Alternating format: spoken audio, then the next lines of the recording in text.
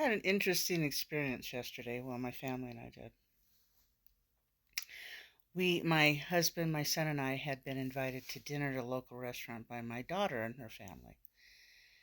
So we were driving there. Now, on the back of my car, I've got a lot of magnets of things. There's predominantly two things. One, I support adopting and rescuing dogs. And then the LGBTQIA community. I've got like a straight ally sticker magnet. I have a Love Wins, and I have the flag. I think that's it. I don't remember, but I have a bunch of magnets all over the back of my car. As we are driving down the road, we have the windows open, we're talking, listening to music, and I hear some out of my side of the car. I hear some screaming, and I have no idea what it is. Then in my peripheral vision, I see these longhorn cattle horns, and they're on the front of this big old jacked up truck. As it gets closer, I see them and I think, oh God. I continue to hear the screaming. And I finally turn and there's a guy, a young guy, he's about 25, driving this truck. And he's just screaming. I don't even understand what he's saying. It's because he's so loud and crazy upset. And at the same time, he's flipping me off. And I was kind of like, oh God, what an idiot. And we kept going. Well, traffic stopped him and we continued forward. And it was several minutes later, he roars up on the other side of us and cuts in front of us.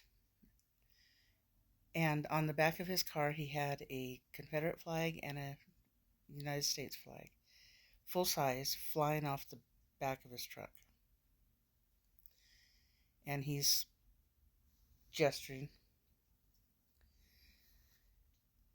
And it was so bizarre to me because I thought, well, this little blowfly is so stupid. And why is he getting so upset that he would follow us and then jump in front of us so we could see the back of his? I saw the back of your car. You're going to see the back of my truck. Like, what are you, 6?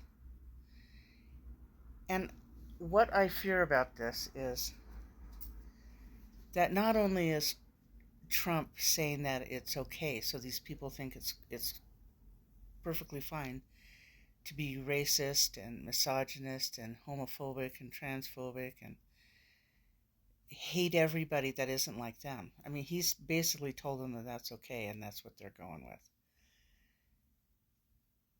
But I fear that it's going to get to the point where they're not going to allow the right, the Republican Party, Trump and his regime are not going to allow any opinion but theirs. I mean, he's already doing this thing that you disagree with me, then, you're going to get in trouble just for disagreeing with him. But I'm pretty sure that they're going to try to silence anybody who doesn't agree with absolutely everything that they stand for. All this hatred, all this other stuff. And that we're not going to have self-expression. We're not going to be able to share our opinions. I mean, that's what I think they are gearing towards. So it is more important than ever that we remain vocal. It is more important than ever that we don't let them silence us. Don't let this become the norm in this country, that we can't have an opinion. We can have an opinion. That is what the United States was founded on, that we could have our own thoughts, our own country.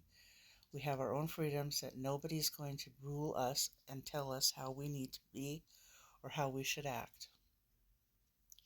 So open up. Stay loud. Yeah, last night didn't scare me when we were out. It's just annoying that somebody so young is so filled with hate so early in his life.